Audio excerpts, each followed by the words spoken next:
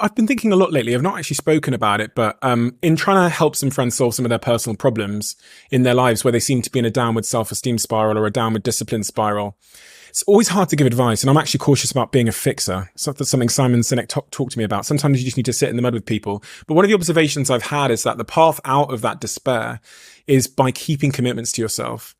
And this kind of goes back to what you're saying about the self-story and what you think about yourself every day. I think when I'm trying to give friends advice these days, what I say to them is the rewards you get in terms of self-esteem and self-story, what you think of yourself, will be correlated to the size of the commitment you keep when no one is watching. So if you say to yourself, I'm going to do this when no one is watching, we don't think it's important to keep those commitments. We think lying to ourselves is there's no sort of punishment for that.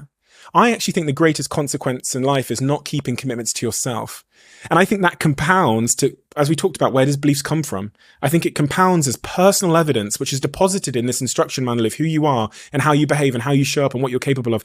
All those tiny little commitments. And then I think you can get into a downward commitment spiral because of that, because you think you don't have faith in your own word. You don't have faith in anything you do. Yeah. And this causes a downward spiral. So isn't it really lovely to know that maybe the way to turn that into a positive upward reinforcing spiral is just keep that tiny commitment you made to yourself today. Yeah. Like you don't have to move Mount Everest. You don't need to go on a 7-day ayahuasca retreat. How about when you said you were going to get in bed at 10 p.m., you do that. Yep. And you stack that. You talked about Alex Hormozi's quote about stacking evidence. Yep. Stack those things for a week. Honestly, I've seen it in my friends and their lives have changed. The commitments we keep to ourselves, if we say those are the most important things for compounding that evidence in our favor, everybody can start there today. Like yesterday's out of play, but the next thing you do in the next hour, can you keep that commitment to yourself? That's what I think a lot about.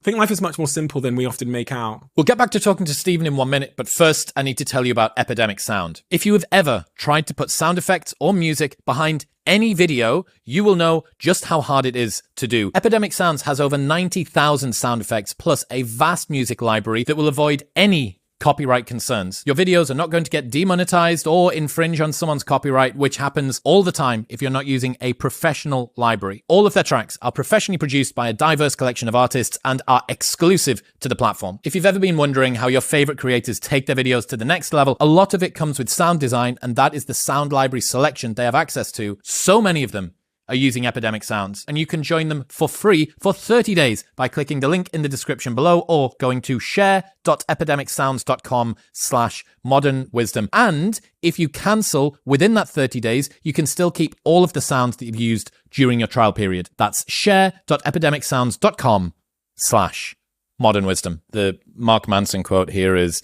"The person you have to spend the most time listening to in your life is yourself.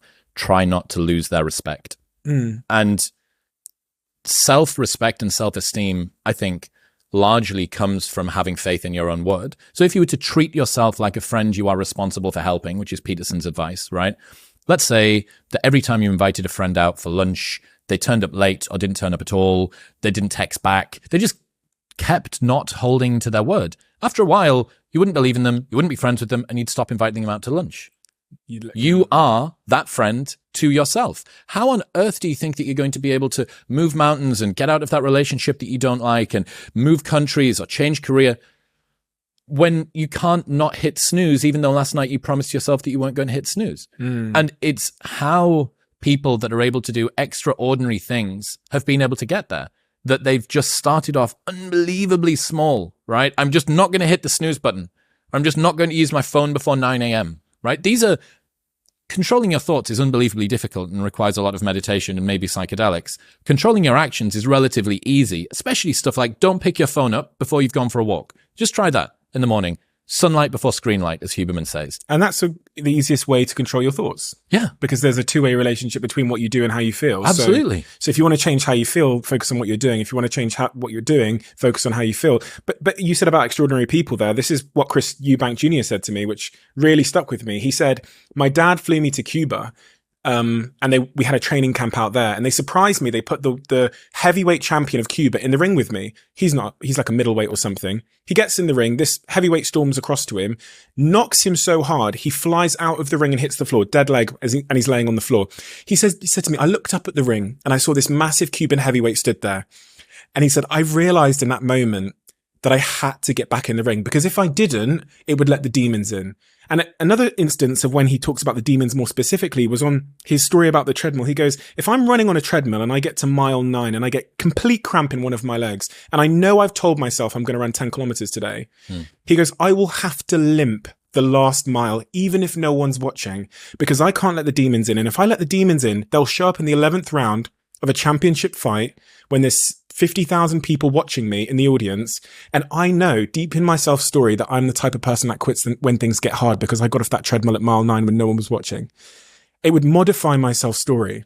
The commitments we keep to ourselves and what we do when no one's watching is the most persuasive evidence that governs everything we then do every day thereafter.